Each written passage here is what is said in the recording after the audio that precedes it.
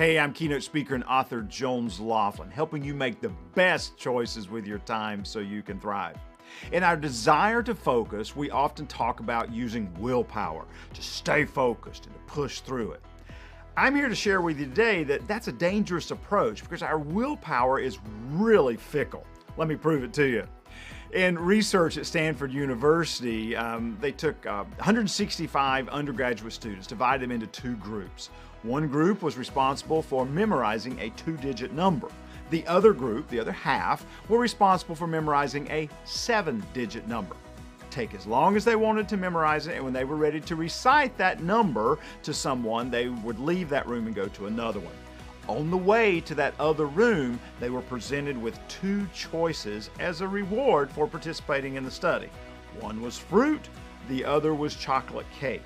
Get this, over twice as many of the students who were required to memorize a seven-digit number, over twice as many chose cake as they did fruit. Evidence is clear.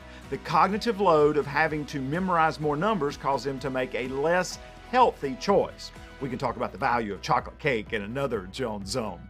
When you want to focus in the moment, don't always rely on willpower to push you through it. In fact, here are 3 ways to reduce the need for willpower so that it's only available when you really need it and can use it well. The first suggestion is to have clarity about the task, how long it's going to take, what done looks like, what it's going to look like when you're finished with the task. Be so specific that your mind doesn't have to push and say, oh, I just don't know how this is going to work out. Make the task clear in your mind. The second thing to do, it sounds simplistic, is to remove the distractions that are causing you to have to use willpower. We've talked about it before. Move the smartphone, turn off the notifications, but do things that remove those distractions from you so you don't have to use willpower to stay focused.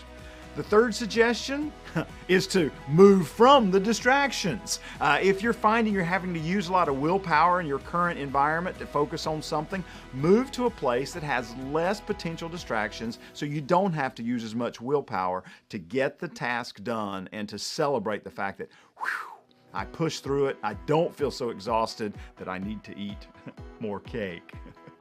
I'm Jones Loflin. I hope it's a fantastic week for you where you don't always rely on willpower to focus.